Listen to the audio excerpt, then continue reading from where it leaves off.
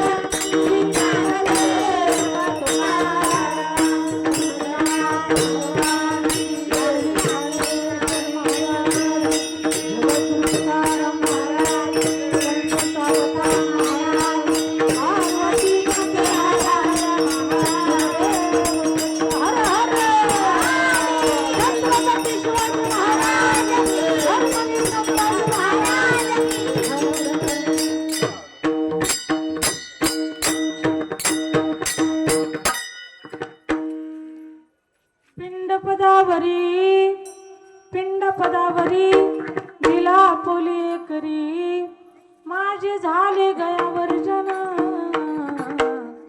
फिटले पितरांचे ऋण केले कर्मांतर बॉम्ब मारले हरिहर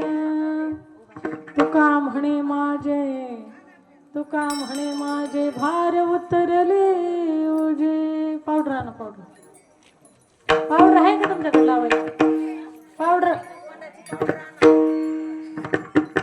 विठाला विठाला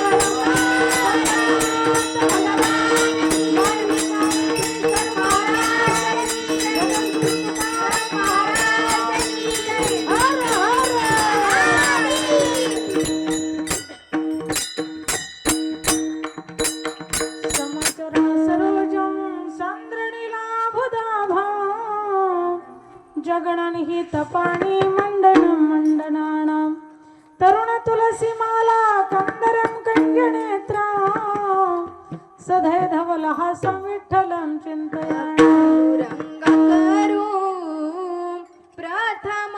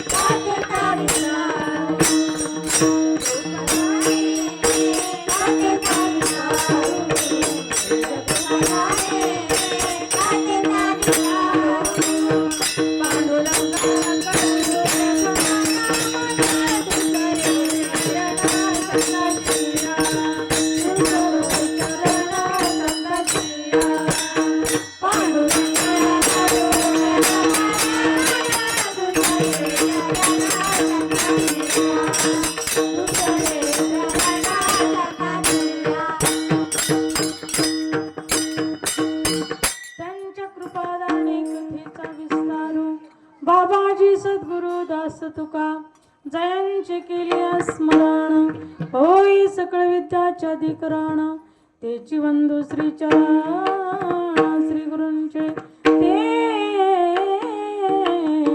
नमस्कार आता ज्ञानेश्वरा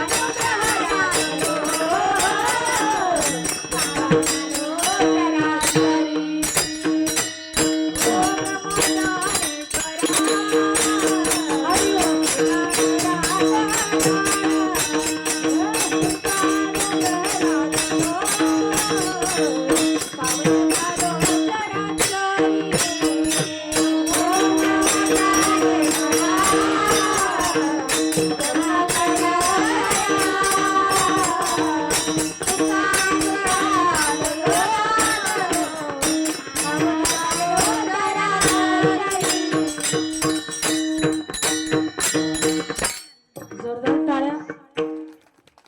मी कला कुसरी काहीच नेने बोलतो वचने अति भाविका एका जनार्दने तुमचा दास त्याचे आस पुरवाई. चले आवो जी पवन कुमार पधारो हरि कीर्तन चले आवो जी पवन कुमार पधारो हरि कीर्तन चले आवो जी पवन कुमार पधारो हरि कीर्तन चले आवो जी पवन कुमार पधारो हरि कीर्तन चलो आवो जी पवन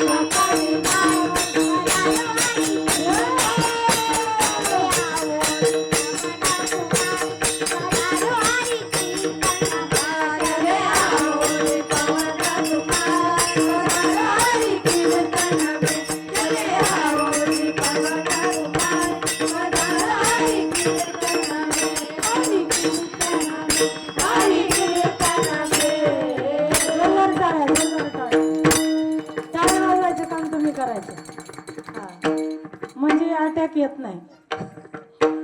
विढाला विढाला पिंड पदावरी दिला फुले करी पिंड पदावरी दिला फुले करी माझे झाले गयावर जन फिटले पितरांचे ऋण.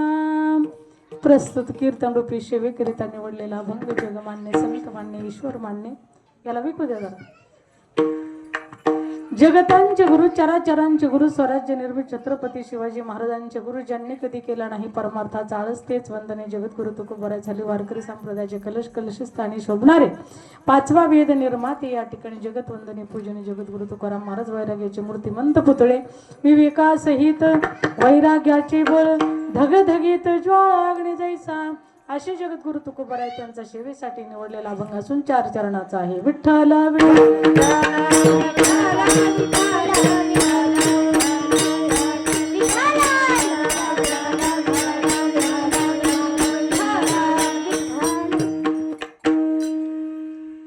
या ठिकाणी आजचं जे कीर्तनाचं निमित्त आहे थोडासा परिहार देणं अगत्याचं आहे. कीर्तनाचं निमित्त प्रथम पुण्यस्मरण.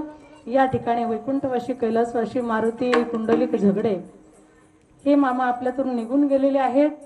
तर त्या ठिकाणी खरोखर प्रथमतः त्यांना भावपूर्ण श्रद्धांजली समर्पित करते आणि त्यांच्या चरणी अभिवादन करते.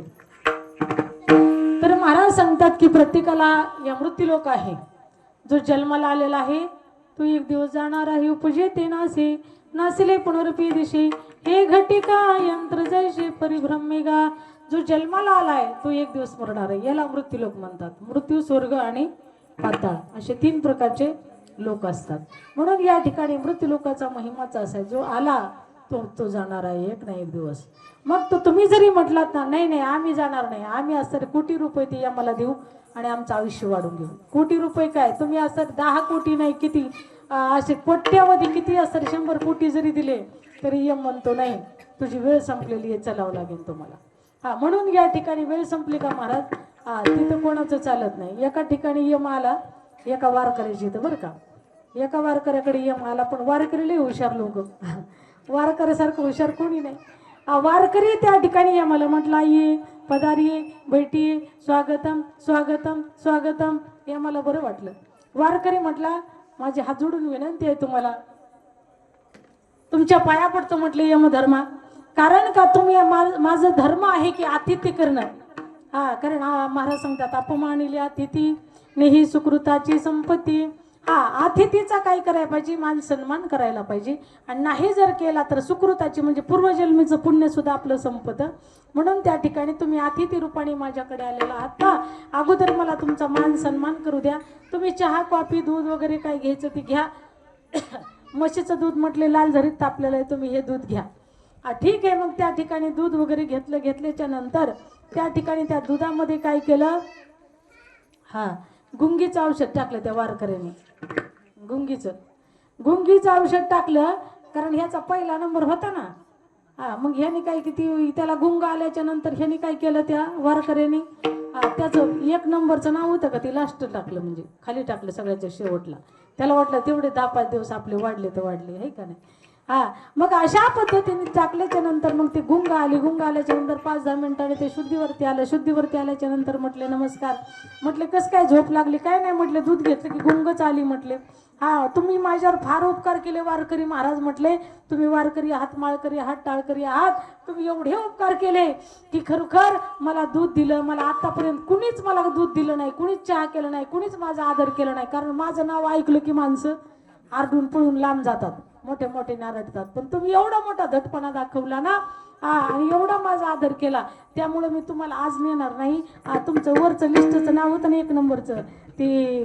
म्हटले त्याला मग यम काय म्हणला, तुझं जे आज तुला न्यायचं होतं का, आज नेतच नाही म्हणला, आज खालून सुरुवात करतो. लिस्ट खालच्या नावापासून सुरुवात करतो. म्हणजे याने जी गद्दारी केली होती, वरचं नाव खाली आणलं होतं ना, मग यमाने काय केलं, खालूनच सुरुवात केली. म्हणजे ही वेळ आहे ना महाराज, तुम्ही काही करा, किती प्रयत्न करा, वरची दोरी तुटली का काही सुद्धा आपलं चालत नाही. मग तिथे नचले काही,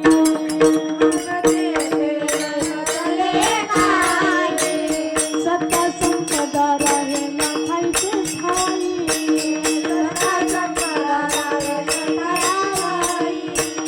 पुढे संचित जाईला गोहाई,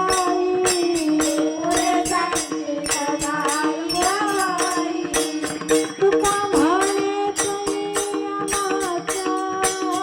मग तिथे नचले काही, मग तिथे नचले काही, मग तिथे नचले काही, मग तिथे नचले काही, मग तेथे नचले काही, सत्ता संपदा राहिल ठाईचे ठाई, पुढे संचित जाईल ग्वाही.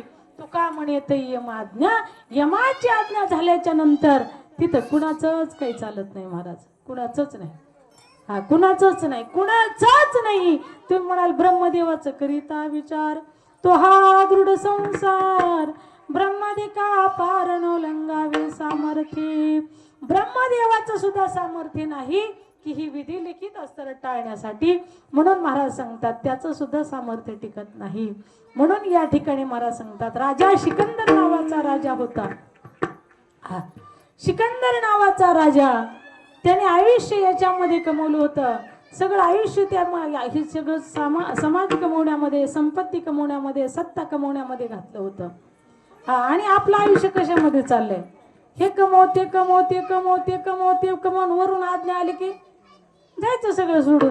काही संगणी आता येतं का, आजन नेलं का, पंजन नेलं का, कुण नेलं का, आपल्या खापर पंजन नेलं का, कुणीच नेलं. आज गेला पंजा गेला बाप बसना गेला, आज गेला पंजा गेला बाप बसना गेला, आज गेला पंजा गेला बाप बसना गेला, आज गेला पंजा गेला बाप बसना गेला, आज गेला तू पण तू कोई कैसा गाना,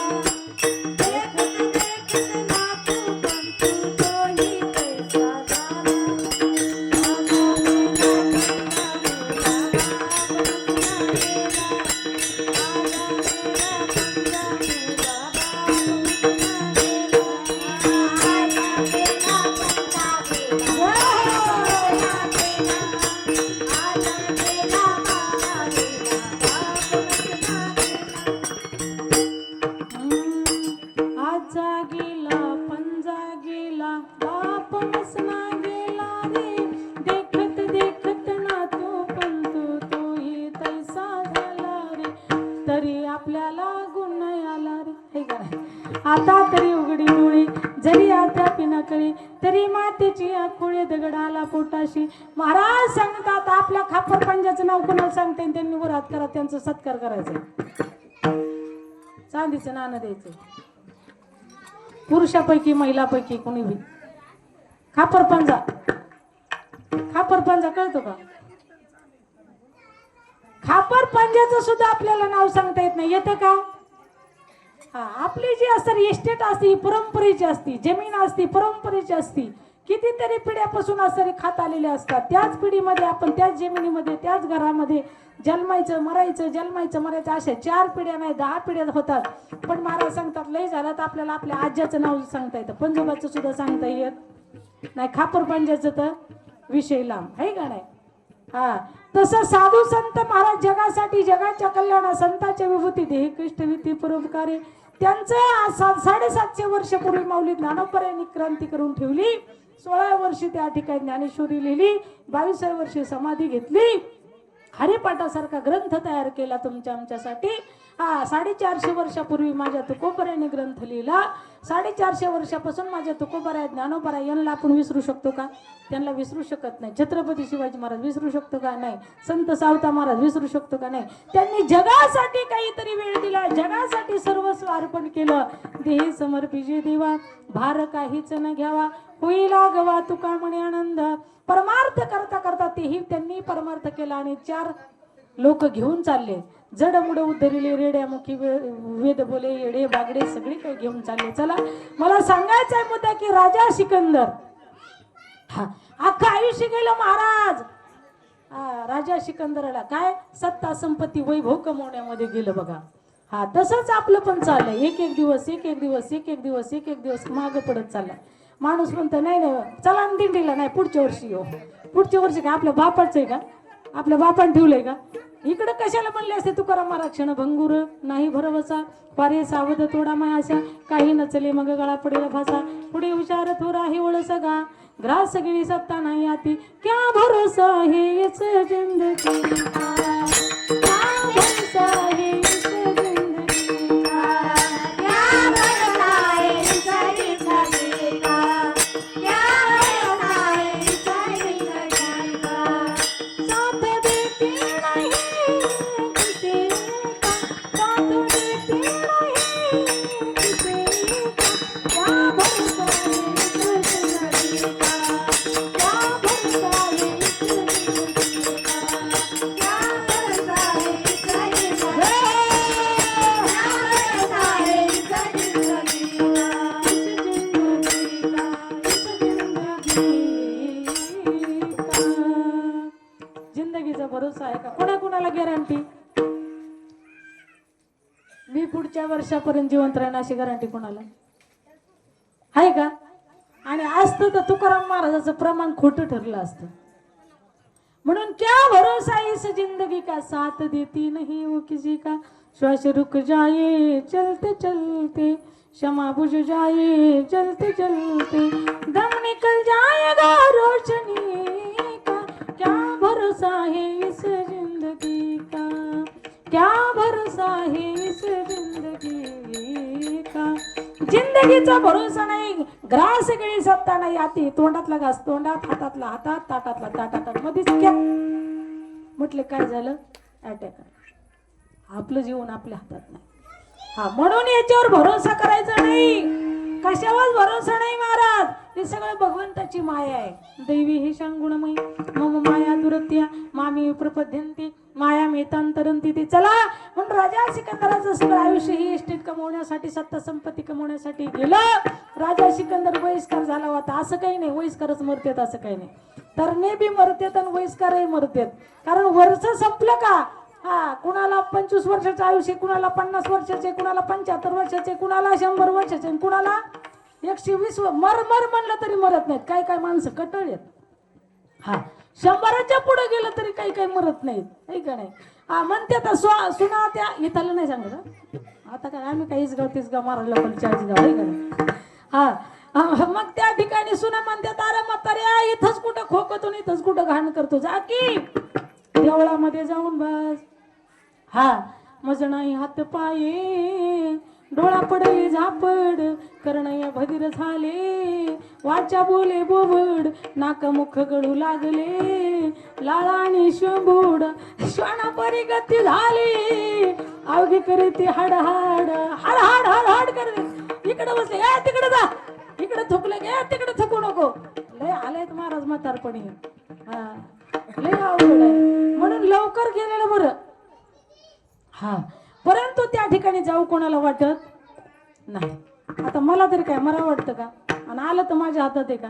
कीर्तन करता करता जाऊ शकतो तुमचं नाही भाऊ सांगत आपण पण आपल्याला मरायचं एक दिवस. विठाला विठाला मरण हे निश्चित आहे. हा तसं राजा सिकंदर सुद्धा आजारी पडल्या दवाखान्यात नेले माणसाचे प्रयत्न माणसाने केले पाहिजे करतात माणसं. हा नेल्याच्या नंतर त्या ठिकाणी जे प्रधानमंडळी मंत्रिमंडळी होते त्यांना सांगितलं हो म्हटले आता यांचे सगळे विलास संपलेत सगळे उपचार करून संपलेत आता राजेसाहेबांना घरी न्या. घरी नेल्याच्या नंतर त्यांना खाऊ पिऊ घाला गोडधोड त्यांना खाऊ घाला. ठीक आहे हे 8-10 दिवसाचे आपले सोबते आहेत. सगळे दुःखी झाले आणि त्यांना घरी नेलं. घरी नेल्याच्या नंतर पत्नी रडायला लागली मंत्री रडायला लागले बंधू बांधव रडायला लागले पोरं बाळं रडायला लागले सगळे रडायला लागले. 8-10 दिवसाचे सोबते आहेत. हा परंतु त्या ठिकाणी आवाज खोल गेलेला होता त्यांचा.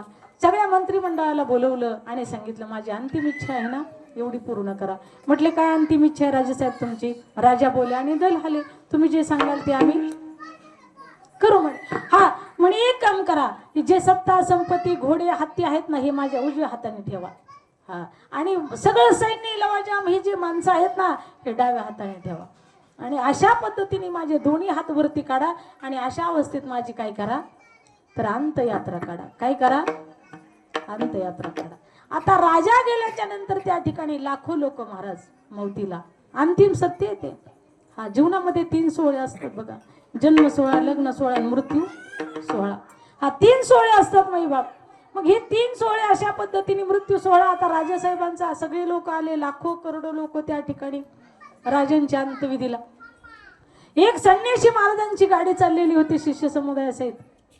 महाराजांनी विचारलं हे शिष्या एवढा असता हा समाचार एवढा समाज कशासाठी आहे म्हणले कशासाठी गो जमा झालाय बघा.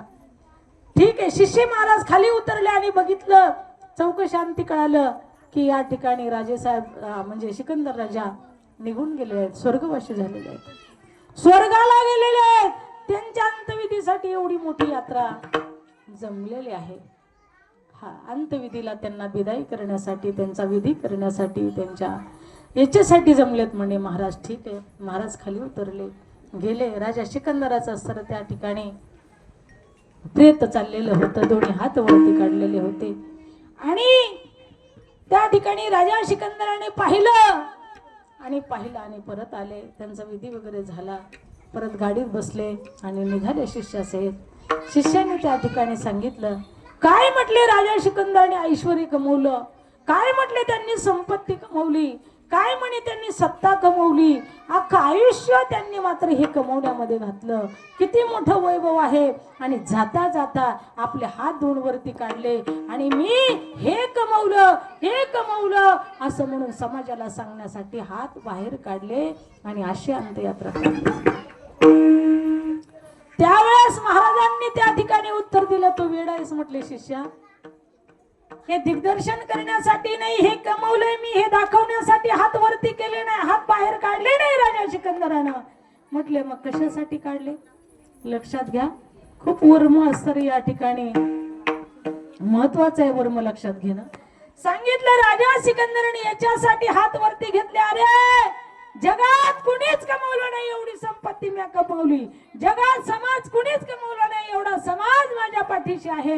वैभव माझ्या पाठीशी आहे. एवढं ऐश्वर एवढं वैभव एवढी सत्ता असून सुद्धा मी राजा असून सुद्धा मोकळ्याच हाताने आलतो मोकळ्याच हाताने चाललोय. खाली हात आया बंदा खाली हात जाएगा खाली हात आया बंदा खाली हात जाएगा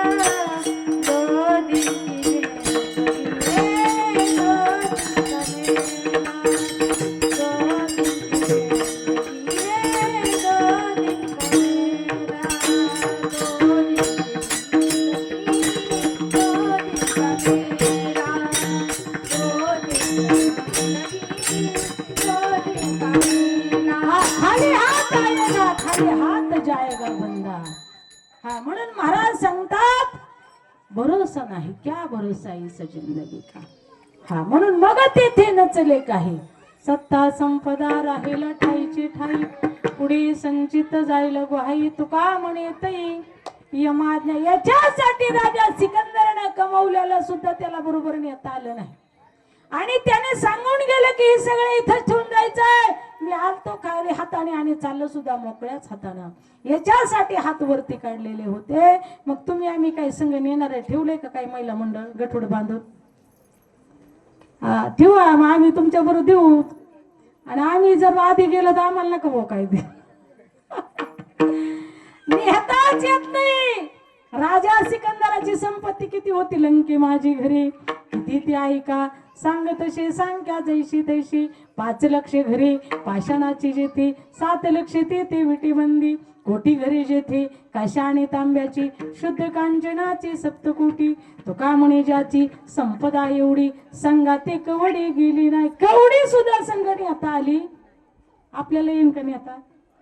मग असं म्हणून म्हणलं चालेल का? पुढच्या वर्षी येऊ दिंडीत असं म्हणलं तर चालेल का? नाही चालणार. हा, आजचं जेवण उद्या करू म्हटलं तर चालेल का? रोज खावा लागतं, एक नाही 3 टाइम खावं लागतंय. तसं परमार्थ सुद्धा रोज करावं लागतोय महाराज. वारी सुद्धा करायलाच पाहिजे. मनुष्य देहाची इति कर्तव्यात यथार्थता सार्थकता कशामध्ये आहे? परमार्थ साधनेमध्ये आहे. म्हणून फक्त महाराज सांगतात हे सगळं करायचं करायचं करायचं, कष्ट करायचं, त्या मधमाशासारखं सगळं जमून ठेवायचं आणि एक दिवस सगळं सोडून जायचं. कुणीतरी येतो, महवाळ झाडतो आणि मध घेऊन जातो. माशा तशाची तशा उपाशी राहतात. तसं माणसाचं आहे. हे साठवायचं, ते साठवायचं, ते साठवायचं, ते साठवायचं. एक दिवस वरून बोलावून आलं की जायचं आणि तसाच जातो, उपाशी मरतो. काही सुद्धा संग येत नाही हो. माणूस 4 घास सुद्धा समाधान खात नाही. माईबाप, एक काम करा, परमार्थ चांगला करा, शरीराची काळजी घ्या आणि शरीर सांभाळता सांभाळता परमार्थ करता करता प्रपंच करा. प्रपंच होत असतो, परमार्थ करावा लागत असतो. विठ्ठल विठ्ठल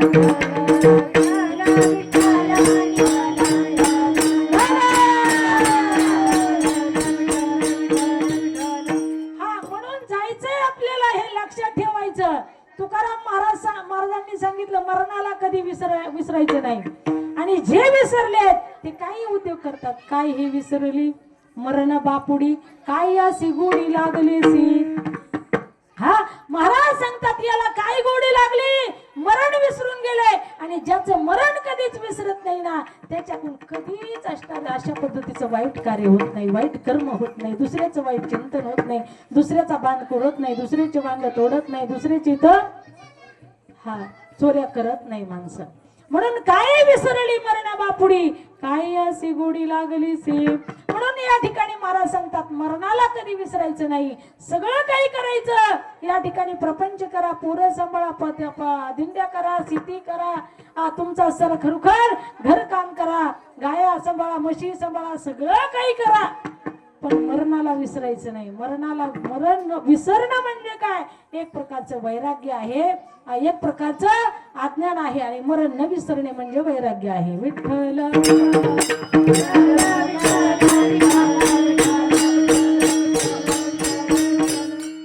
आपल्यातून निघून गेलेले या ठिकाणी खरोखर मारुती मामा झगडे हे आपल्यातून निघून गेले. आणि आईसाहेबाचं काय नाव होतं? सत्यभामा मारुती झगडे आणि मारुती झगडे या ठिकाणी आपल्यातून निघून गेले. अत्यंत दुःख वाटतं, वाईट वाटतं का कोणाला मरावं वाटतं का? अहो, किती माणूस थकलेला असलं तरी घराची राखण करतं. हा, म्हणून ते निघून गेले, सगळं सोडून गेले की नाही. काय संग नेलं त्यांनी? काय दिलं तुम्ही संग त्यांना? आणि दिलं तरी नेता आलं असतं का? नाही. अहो, माणूस दुसऱ्या दिवशी सावडायच्या वेळेला राख चापतय, राख त्याच्यात एखादा मनी सापडतोय का? काय आहे का नाही? काही संघ नेहतच नाही, माणसं नेहता येत नाही. नेहलं तसंच अंगाव जरी गेलं तरी आपण काही नेऊन देतो काय? त्यांना लगेच चापून आणतो राखातलं. परत म्हणते नाही त्यांचे कपडे द्या, त्यांची गादी द्या, त्यांचा तक्क्या द्या, त्यांचा बँक बॅलन्स द्या. कुणी म्हणलं नाही बघा आजपर्यंत. म्हणलं का? ही माया आहे, सगळी देवाची माया आहे. हो, देवाची लीला आहे. विठ्ठल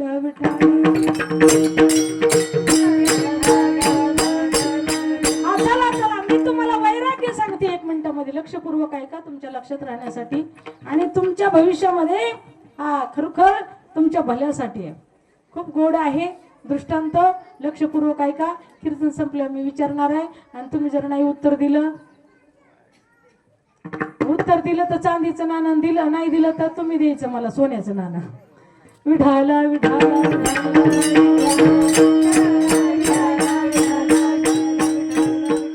कबीर महाराज होते. कबीर महाराज संत संत कबीर महाराज.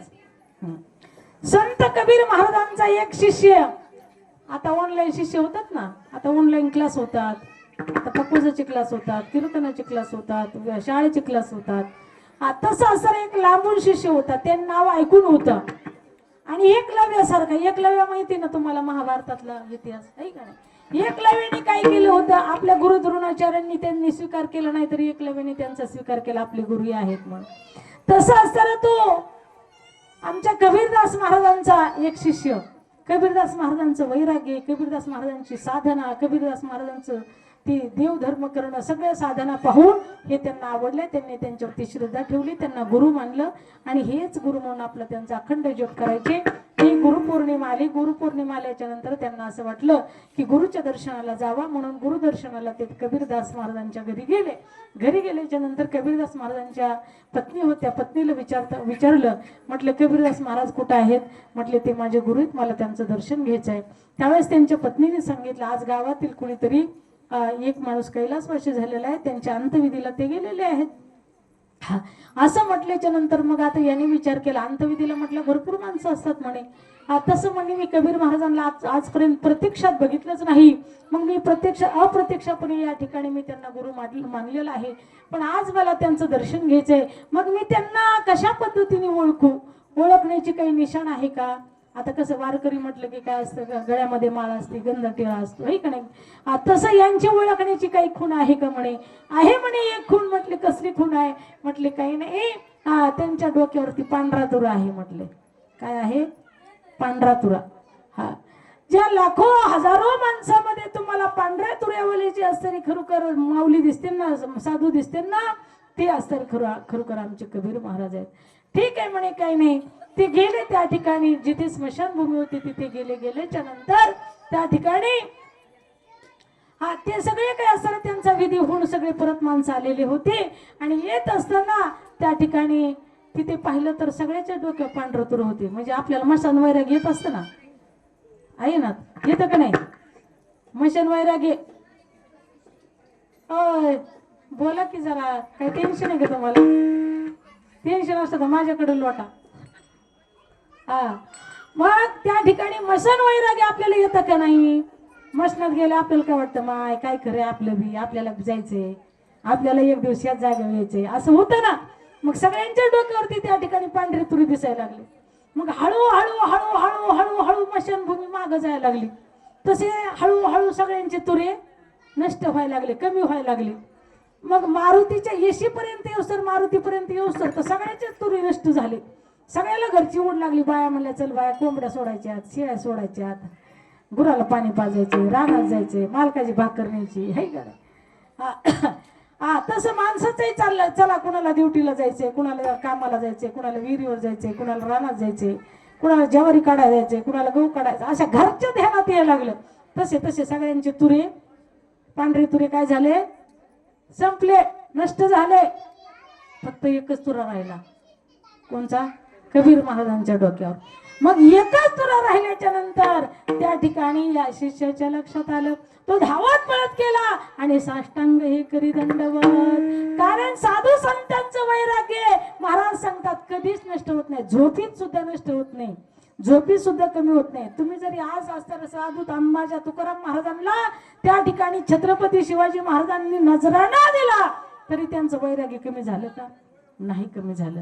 म्हणून त्यांचं झोपीत सुद्धा वैराग्य कमी होत नाही. माऊली ज्ञानोबराय म्हणतात, हे झोपीत असं असतं वैराग्य. एका माणसाने एक साधू झोपला होता तुकाराम महाराजांसारखा.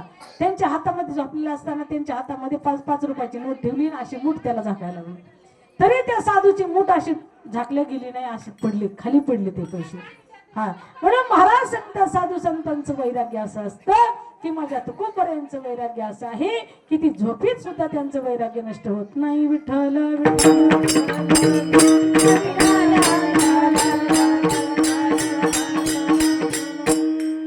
हा म्हणून राजा सिकंदराची संपत्ती संघ गेली नाही, राजा रावणाची संपत्ती संघ गेली नाही. तुमची आमची संपत्ती संघ जाणार आहे का? नाही. म्हणून राम राम सिया राम राम जय जय राम राम सिया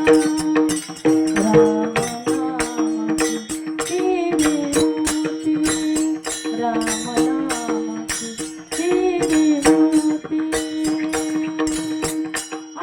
राम नामाचे हिरे मोती सुद्धा महाराज सांगतात त्या ठिकाणी आहे. माझी असताना त्या ठिकाणी संत मीराबाई म्हणते पायोजे महिने राम रत्न धन पायो, पायोजे महिने राम रत्न धन पायो,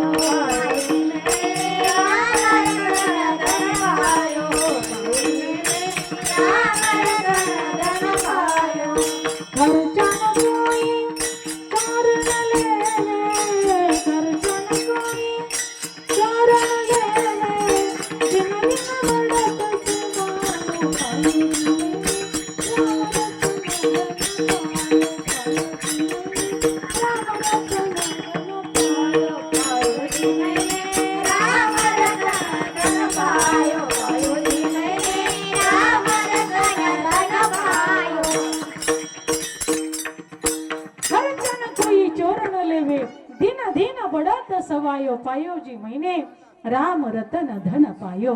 म्हणून महाराज सांगतात राम नाम घ्या. राम नाम घेता घेता आपला प्राण गेला तर अंतकालीची मामीव स्मरण मुक्त्वा कलेवरम मरणी जाज वाठवी तो ते गती ते पावे म्हणून सदा स्मरावे मातेची त्वा. अशा पद्धतीने रामनाम घ्या. म्हणून आपल्यातून निघून गेलेले हे मारुती मामा झगडे आणि सत्यभामा मारुती झगडे या दोन्हीही आत्म्यांनी ह्या दोन्ही जीवांनी खूप अशा पद्धतीने परमार्थ केला. आमच्या असताना खरोखर बरेच दिवसाच्या असताना या ठिकाणी आता सोलेवाडी सर्वांच्याच आपले बरेच दिवसापासून संबंध आहेत आणि हे आत्म्यांनी ह्या जीवांनी खूप चांगल्या पद्धतीचा हरिनाम आपला असताना खरोखर घर बसल्या का होईना नामस्मरण करणे. अशा पद्धतीने कधी असं आलं तर सप्ताह वगैरे असला तर मठावर येणे भेटून जाणे अशा पद्धतीने त्या ठिकाणी खूप चांगल्या पद्धतीचं कार्य त्यांनी केलं. आपले दोन मुलं त्यांचे त्या ठिकाणी बाळूभाऊ मारुती झगडे आणि शंभू ना आंबू मारुती झगडे यांनी अशा पद्धतीने खरोखर आपल्या मातृपितृ ऋणातून मुक्त होण्यासाठी हे कीर्तनाचा कार्यक्रम ठेवला. आमच्या मनीषाताई यांनी मला फोन केला आणि फोनवरती अशा पद्धतीने तारीख घेतली आणि म्हणून या ठिकाणी कारण का मातृऋण पितृऋण देवऋण ऋषी ऋण 4 प्रकारचं ऋण आपल्यावरती असतं बघा. आणि हे मातृपितृ ऋणातून आपण असताना मुक्त होण्यासाठी हा छोटासा प्रयत्न आहे म्हणजे वर्ष श्राद्ध आहे. महाराज सांगतात पिंड पदावरी दिला आपुलिया करी माझे झाले गयावर्जन फिटले पितरांचे ऋण. आपण पिंडदान करतो 10व्याला पिंडदान करतो है का नाही 13वा करतो गंगा पूजन करतो आणि त्या ठिकाणी वर्ष श्राद्ध म्हणजे हा माणसाचा शेवटचा विधी आहे. वर्ष श्राद्ध केल्याच्या नंतर माणसं काही लोक पुण्यतिथ्या घालतात वर्षाची वर्षाला काही घालत नाही कारण घातलेलं चांगलं आहे आणि घातलं पाहिजे.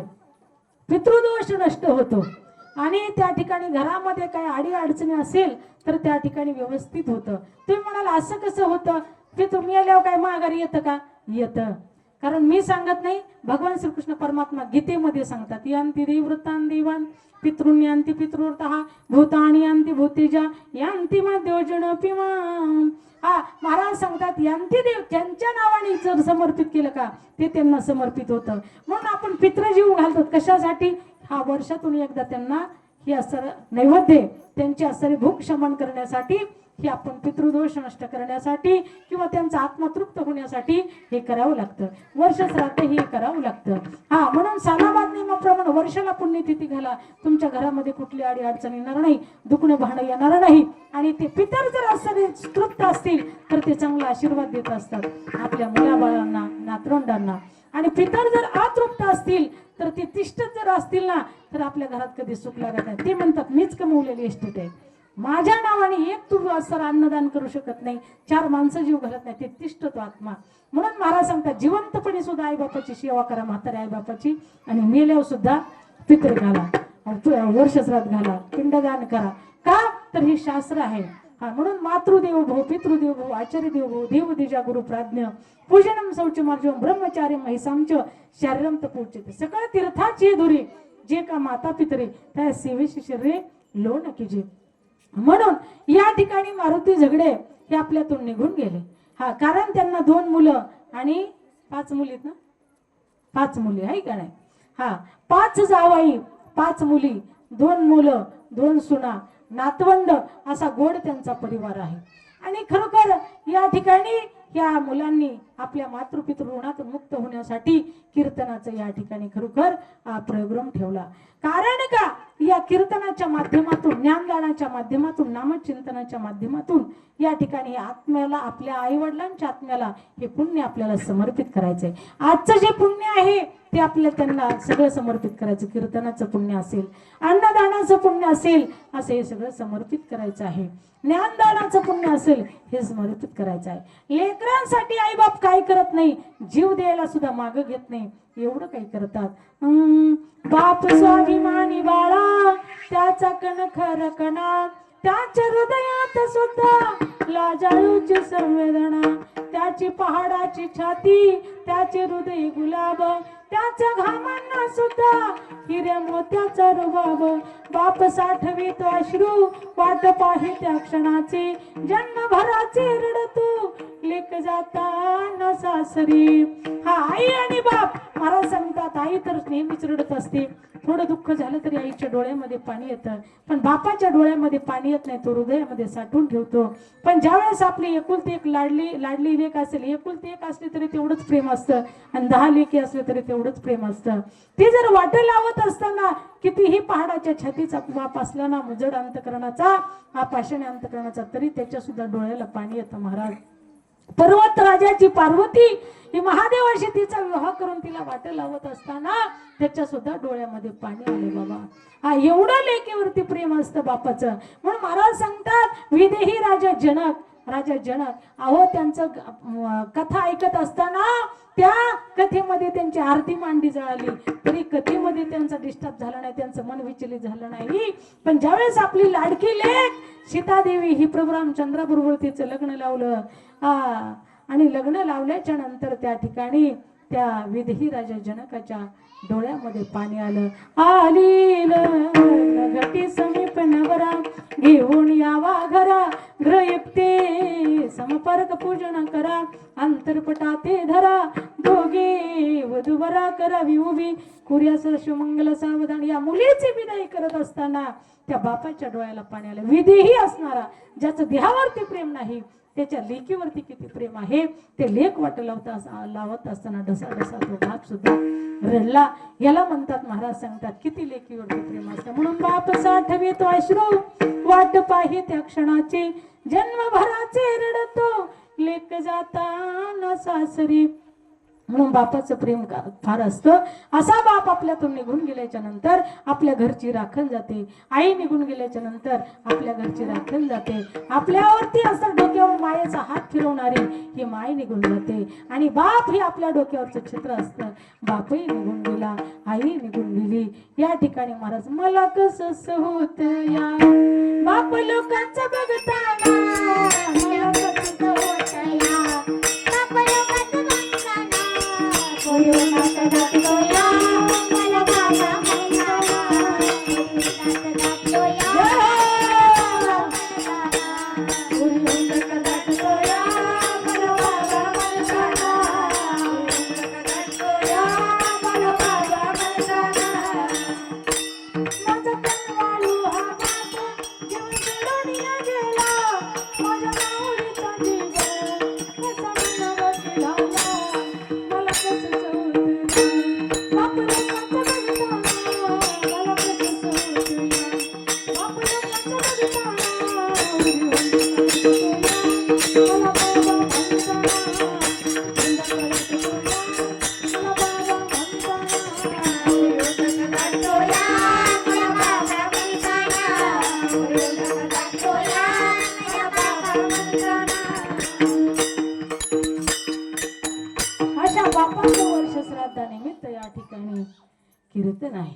आई आणि बाप जर जीवनातले निघून गेले ना, माई बाप, तुमच्यावरून डोक्यावरून मायेचा हात फिरवणारं शिल्लक कोणी नाही. हा, मावशी जरी म्हणत असली ना, रडू नको बाळा, मी आहे की तुझ्या आईच्या जागेवर. मावशी आईच्या जागेवर असेल पण आई नसेल. आईचं प्रेम एवढं आहे आणि बापाचंही प्रेम तेवढं आहे. बापाचं किती आहे मला सांगतात, आकाश एवढं आहे. आईचं किती आहे, पृथ्वी एवढं हृदय आहे. म्हणून आई आणि बाप ही दुसरी उपमा असणारी कोणाची देता येणार नाही. आई सुद्धा स्वतःच्या लेकरासाठी स्वतःचा जीव गेला तरी मागं घेत नाही. डोळा देण्याची वेळ आली तरी आई द्यायला मागं घेत नाही. एका माईचं लेकरू जन्माला आलं, डॉक्टरांनी सांगितलं डोळाच नाही. ती आई म्हटली माझा डोळा काढा आणि माझ्या लेकराला बसवला. लेकरू मोठं केलं, लहानाचं मोठं. हा, लहान आहे तोपर्यंत त्या लेकराचे वडील वारले. लहान लेकरू आहे. हळूहळू हळूहळू ते मोठं झालं. पहिली, दुसरी, तिसरी, चौथी, पाचवी, 6वी, 7वी, 8वी, 9वी, 10वी, 11वी, 12वीला गेलं. 12वीला 99% पास झालं. गावाला आनंद झाला, सरपंचाला आनंद झाला, आया बायांना आनंद झाला. सगळ्यांनी त्याचा सत्कार ठेवायचं ठरवलं. सत्कार ठेवला. आईला कळालं. आईला म्हटलं, आई म्हटली अरे बाळा तुझा सत्कार आहे उद्या शाळेमध्ये. तो म्हटला हो आई. अरे बाळा मी सुद्धा येईन बाबा, एका डोळ्याने तुझा असताना सुख सोहळा पाहिल ना सत्काराचा. त्याने सांगितलं आई तू येऊ नको. तू का नको येऊ, मी का नको येऊ. आई नको येऊ, तू जर आली ना तर मी या ठिकाणी आयुष्यभराचा तुझा त्याग करून निघून जाईल. का रे बाळा असं माझ्याशी असं का वागतो. नाही आई, तुझा एक डोळा नाही ना. माझे मित्र मला नावं ठेवतात ना, तुझी आई आंधळी आहे, तुझी आई डुचकी आहे म्हणून नावं ठेवतात, तू येऊ नको. असं म्हटल्यानंतर ती म्हटली बरं बाबा नाही आहे, तुझ्या सुखात माझं सुख. हरकत नाही. शाळा भरली, मास्तर लोक, सरपंच, सगळे अधिकारी, पदाधिकारी, प्रतिष्ठित माणसं जमा झाली. सत्कार ठेवला. त्या ठिकाणी बाळ्याच्या आईला मात्र शेजारच्या बाया म्हणल्या आम्ही सगळ्या चालवतो, तुम्हीच नाही येऊ काकू, चला ना तुम्ही तरी. ती म्हणली नको, माझ्या बाळेने असं असं मला वचन दिलंय. ती म्हटली अहो तुम्ही गेटवरतीच बसा, तुम्ही पुढे सुद्धा येऊ नका. हा, अशा पद्धतीने तिला बळसणीला गेटवरती बसवले. पण आयोजकाचं लक्ष तिच्याकडे गेलं. त्या माऊलीला असताना माईक मध्ये पुकारलं आई साहेब तुम्ही पुढे या, तुम्हीच असताना लेकराला लहानाचं मोठं केलं, चांगले संस्कार केले, ते चरित्रश्रेष्ठ पती देवी तरुजन. हा, तुमचा सन्मान आधी होईल आणि मुलाचा नंतर होईल म्हणे. आज त्या ठिकाणी पोरानं बघितलं ते कावरं बावरं झालं. सर्किट होतं देवी जरा. हा, त्याने विचार केला आईला येऊ नको म्हटलं तरी आली आई. हा ठीक आहे. मग त्या आईचा आधी सत्कार झाला, नंतर मुलाचा झाला. सत्कार समारंभ पार पडला आणि दोघं माई लेकरं घरी गेले. घरी गेल्याच्या नंतर या सर्किट पोरानं काय केलं, मार्क लय पडले होते पण डोक्यानं सर्किट गेला. असं सगळे कपडे बॅग मध्ये भरले असंच ते निघालं. आई रडत होती नको जाऊ बाळ्या, नको जाऊ बाळ्या, नको जाऊ बाळ्या. हा नाही म्हटला तुला शब्द तुला दिला होता ना मी येऊ नको म्हणून. अरे बाळ्या मला आग्रहपूर्वक आणलं रे आया बायांनी सगळ्यांनी, मी काय केलं तुझं. अरे म्हटलं मला माझे असणारे मित्रांनी मला किती नावं ठेवले, तुझी आंधळी आई आली, डुचकी आई आली. ठीक आहे. तो गेला तिकडे असताना खरोखर पुण्यासारख्या ठिकाणी गेला. तिथे शिकल्याच्या नंतर पुढचं शिक्षण घेतलं, नोकरी लागली की छोकरी भेटते बघा. नोकरी नसेल तर छोकरी सुद्धा भेटत नाही. हा, मग त्या ठिकाणी तो गेल्याच्या नंतर लग्न झाल्याच्या नंतर आई दररोज डोळ्याचं पाणी घालायची. माझा बाळ्या हसेल, माझा बाळ्या उदेल, माझा बाळ्या हसेल. सरपंच माझ्या बाळ्याचा फोन आला का हो, पोस्टमन माझ्या बाळ्याची तार आली का हो, माझा काळजाचा तुकडा हो, मी त्याच्याशिवाय जगू शकत नाही हो. हा काय करू, माझ्या डोळ्यात प्राण आले हो, त्याची वाट पाहतो हो. आज 6 महिने झालं माझा पोरगा माझ्या डोळ्यासमोरून गेलेला आहे. मला अन्न गोड लागत नाही, मला पाणी गोड लागत नाही. त्या माऊलीने अन्न सोडलं, पाणी सोडलं, सगळं सोडलं हो. आणि त्या ठिकाणी तो बाळ्या वाट बघून नाही चालला. शेवटी तिचा डोळ्यामध्ये प्राण आला हो. प्राण जाण्याची वेळ आली त्या आईची. हा, त्यावेळेस त्या ठिकाणी मी तुझ्यासाठी जीवन जाळीले रे बाळा, मी तुझ्यासाठी प्राण मी तुझ्यासाठी जीवन जाळीले, तुझ्यासाठी प्राण माझ्या कुशीतला असून तू बाळा, माझ्या जीवाचा बनला तू काळ, माझ्या जीवाचा बनला तू काळ. हे बाळा मी आता प्राण सोडते. आतापर्यंत तुझ्यासाठी प्राण रोखून धरले पण तूच माझ्या जीवाचा काळ ठरला रे. माझ्या कुशीतला असून तू बाळ, माझ्या जीवाचा बनला असे काळ, तुझी वाट पाहून तो मी प्राण सोडते. त्या बाळ्याचा बाळासाहेब झाला. तरी असं त्याला गुण नाही आला, त्याला लक्षात नाही आला. आई मेली, फोन केला तरी तो आला नाही. पुढे चालून मुलं बाळ झाले, प्रपंच थकला. एक दिवस काही कामानिमित्त तो आला आणि आल्याच्या नंतर शेजाऱ्याची तो जाऊन बसला. शेजाऱ्याने सांगितलं, अहो तुमच्या आईने एक पत्र लिहून ठेवलेलं आहे म्हणे. आम्हीच लिहिले म्हणे मजकूर. त्याने सांगितला म्हणे कुठे कसं आहे? काही नाही म्हणे. तिने सांगितलं की माझ्या लेकराकडे माझं पत्र द्या म्हणून जपून ठेवले, काही काळजी करू नका, आणून देतो म्हणे. ठीक आहे, वाचून दाखवलं त्याला पत्रच. कारण की माझ्या लाडल्या लेका, तुला माझा मंगलमय शुभ आशीर्वाद. अरे ज्या डोळ्यामुळे तुम्हाला सातत्याने नावं ठेवत होताना, मला दुःखित होताना, मला डुचकी म्हणून, आंधळी म्हणून तुला लोक नावं ठेवत होते, तू मला सारखं टोचन करत होता ना बाळा. तोच डोळा लहानपणी तू जन्मला तेव्हा तुला डोळा नव्हता, तोच डोळा काढला आणि डॉक्टरच्या हाताने तुला बसवला बाळा. त्या डोळ्यामुळेच तू असताना या ठिकाणी आज साहेब झाला, शिक्षण शिकला, मोठा पदवीधर झाला. त्यावेळेस बाळासाहेबांच्या पायाखालची जमीन सरकली आणि त्याच्या जीवाला हादरा बसला. तो म्हटला, मोठ्या मी आरडायला लागला, आता आरडून काही उपयोग आहे का? हा वेळ निघून गेलेली आहे. दुनिया गेली आई आम्हाले कराना, आई आई आई आई म्हणू मी कुणाला, आई आई आई आई म्हणू मी कुणाला. दुनिया गेली आई आम्हाले कराना, दुनिया गेली आई आम्हाले कराना, आई आई आई आई म्हणू मी कुणाला, आई आई आई आई म्हणू मी कुणाला. आई तू आमच्यासाठी जग केले फार, आई तू आमच्यासाठी कष्ट केले फार, आई आई आई आई म्हणू मी कुणाला, आई आई आई आई म्हणू मी कुणाला. दुनिया गेली आई आम्हाले कराना, दुनिया गेली आई आम्हाले कराना, आई आई आई आई म्हणू मी कुणाला, आई आई आई आई म्हणू मी कुणाला. सोडूनिया गेली आई आम्हाले कराना, आई आई आई आई म्हणून मी कुणाला. आई आणि वडील जर सोडून गेले ना, माईबाप माणूस पारखा होतो. त्या ठिकाणी मायेचा हात फिरवणारा शिल्लक जगामध्ये कोणी राहत नाही. आई तुझ्या मूर्ती वाणी या जगात मूर्ती नाही, अनमोल जन्मात नाही तुझे उपकार फिरणारे नाही, अनमोल जन्मात नाही तुझे उपकार फिरणारे नाही.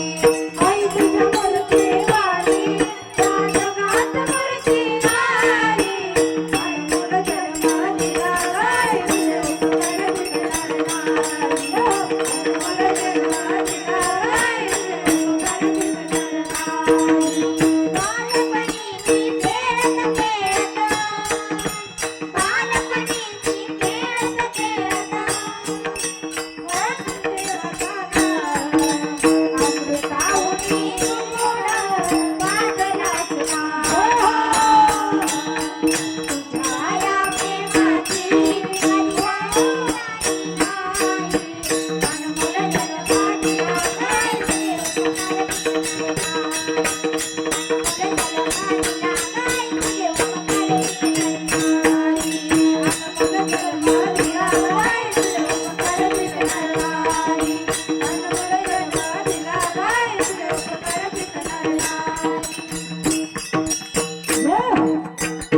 आई तुझ्या मूर्ती वाणी या जगात मूर्ती नाही, अनमोल जन्म दिला गाय तुझे उपकार फेटणार नाही, अनमोल जन्म दिला गाय तुझे उपकार फेटणार. आईचे उपकार कधीच फेटत नाही आणि बापाचे सुद्धा उपकार कधीच फेटत नाही. बाप काय करत असतो, कुठे जर गेला एखाद्या यात्रेला तर आपल्या पोराला आपल्या खांद्यावर घेतो. आपल्या पुढचं त्याला दिसावं ही बापाची असते खरोखर इच्छा असते. आपल्यापेक्षा आपला पोरगा मोठा व्हावा ही बापाची इच्छा असते. आपल्यापेक्षा आपल्या पोराने फार मोठं कमव अशी बापाची इच्छा असते. म्हणून बाप जे असते आई बाप जे आशीर्वाद देतात आपल्या लेकरा बाळांना ते कोणी देऊ शकत नाही. आणि आशीर्वाद घ्या. म्हातारपणी जर तळतळात घेतला ना तर देवाचा सुद्धा शाप लागत नाही, पण आईबापाचा लागतो. म्हणून आईबापाचे शाप घ्यायचं नाही, आईबापाची सेवा करायची. 2 टाइम त्यांना जेवण द्यायचं, त्यांना चहा द्यायचा, त्यांना आंघोळ घालायची, त्यांना पाणी द्यायची. अरे तुम्ही 6-6, 10-10 लेकरं असताना लहानपणी ते खुरपायला जाऊन आई आपल्या लेकराला खायला देत होती, स्वतः उपाशी राहत होती. आणि म्हातारपण झालं की नाही थोरला म्हणतो धाकट्याच्यात राहू द्या, धाकटा म्हणतो थोरल्याच्यात राहू द्या. इथलं सांगत नाही, आमच्या तिकडलं सांगतो बरं का. हा, म्हणून या ठिकाणी आई बापाचे आशीर्वाद घ्या. म्हातारपणी थोडा त्रास होईल. अरे लहानपणी तुम्ही नाही का हागलात आईच्या मांडीवर, तुम्ही नाही का लग्न केली आईच्या मांडीवर, तिने नाही का धुतले तुमचे बाळांन ते धुतले ना. मग म्हातारपणी तुम्ही त्यांची सेवा केली म्हणून काय झालं, ज्यावेळेस त्यांना सहाऱ्याची गरज आहे त्यावेळेस आपण कुठे सोडतो, वृद्धाश्रमामध्ये सोडतो. खेड्यापाड्याने चांगले आपले लोक चांगली सेवा करतात, पण काही काही ठिकाणी आढळण्यात येतं. परंतु आता महाराज लोकांनी सगळे कीर्तनामध्ये सांगून सांगून लय फरक पडलाय. पूर्वी लय अवघड होतं, आता प्रत्येक कीर्तनामध्ये असं आईवडिलांविषयी सांगितल्यामुळे खूप लोक सुधारले, खूप आईबापाची सेवा करायला लागले. तसं या ठिकाणी झगडे परिवाराने मी सुद्धा 2-3 वेळेस भेटायला आले होते. या ठिकाणी यांनी गोड अशी सेवा केली. आदरणीय मारुती मामांची, सत्यभामा मावशीची, मामींची या ठिकाणी गोड अशी त्यांनी सेवा केली. कारण का ही सेवा करायलाच पाहिजे. या ठिकाणी आंबूभाऊ आणि बाळूभाऊ यांनी सेवा केली, त्यांच्या लेकींनीही सेवा केली. अशा पद्धतीने आई वडिलांचा आशीर्वाद त्यांनी घेतलेला आहे. म्हणून या ठिकाणी हा आशीर्वाद घ्यायला पाहिजे. चला, म्हणून पिंड पदावरी दिला आपुलेकरी मातृ पितृ देव ऋषी ऋण अशा प्रकारचं 4 प्रकारचं ऋण आहे. आई आणि बापाच्या ऋणात मुक्त होण्यासाठी हे वर्ष श्राद्धाचे कीर्तन ठेवलेले आहे झगडे परिवाराने. म्हणून या ठिकाणी महाराज सांगतात पिंड पदावरी दिला आपुलेकरी माझे झाले गया वर्षण फिटले पितरांचे ऋण. तुकोबराईला जे वारकरी चालले होते का तीर्थयात्रेला, ते वारकरी म्हटले, यात्रा करू म्हटले तुकाराम महाराज चला म्हटले आमच्या बरोबर काशी अयोध्येला. आम्ही आता जाणार, कीर्तन संपले की निघणार होतो आता. हा, कुणा कुणाला यायचे चला म्हणा. द्वारकेला येतात की ते बी ऍडव्हान्स देणार, काय करावं, काय पैसे तुमचे बुडीन का, माझ्याकडे आले नाही आला तर माघारी देईन. ऍडव्हान्स भरा, बुकिंग करा.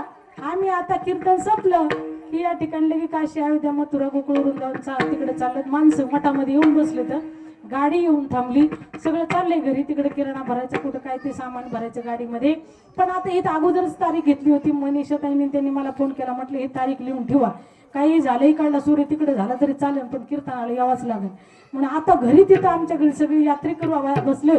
परंतु त्या ठिकाणी म्हटलं चला आपण सेवा घेतलेली आहे. बोलावे तैसा चाले त्याची वंदावी पाहुले, बोले एक चाले एक त्याचे पाहुणे म्हणा की तुम्ही, मी नाही म्हणत. विठाला विठाला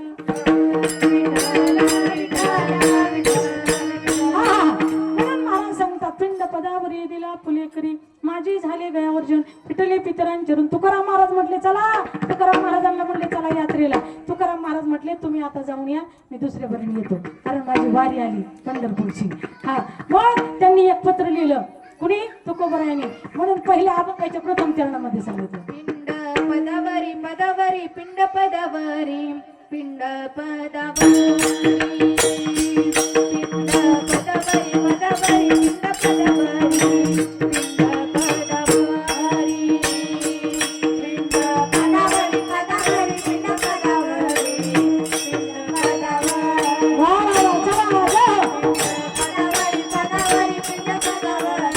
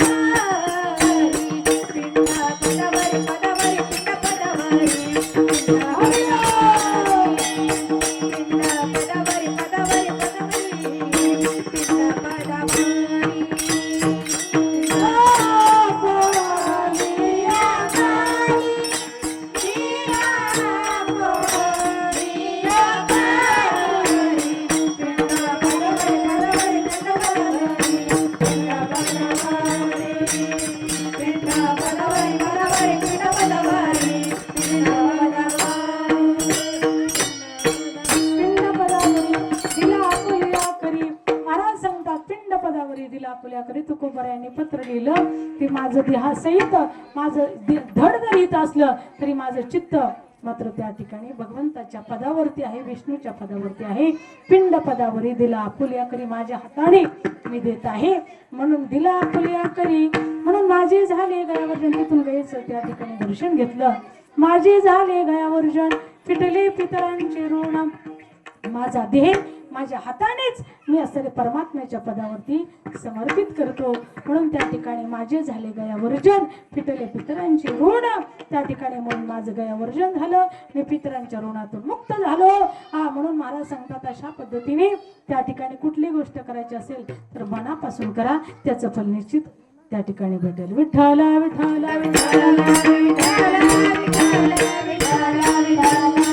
दुसरं काही करायचं शिल्लक राहिलं नाही. आता झाली कर्मांतर बोंब मारली हरिहर हरिहराची बोंब मारली. वाजत अशी बोंब कोणी ना ऐकती काणी हरिहरी न म्हणता त्या थोर झाली. आणि उठा जागी वारी आता स्मरण करा पंढरीनाथा भावी चरणी ठेवा माता चुकवी आता जन्माच्या. हरिहराची बोंब मारली, तुम्ही सुद्धा मारा, तुम्ही सुद्धा हरिहरी म्हणा. या ठिकाणी असं तुकोबाराय सांगतात. आता माझं काय झालेलं आहे, सगळं ओझं कमी झालं. अभंगाचे शेवट चरण तुका म्हणे माझे तुका म्हणे माझे तुका म्हणे माझे तुका म्हणे माझे तुका म्हणे माझे तुका म्हणे माझे तुका म्हणे माझे तुका म्हणे माझे तुका म्हणे माझे तुका म्हणे माझे तुका म्हणे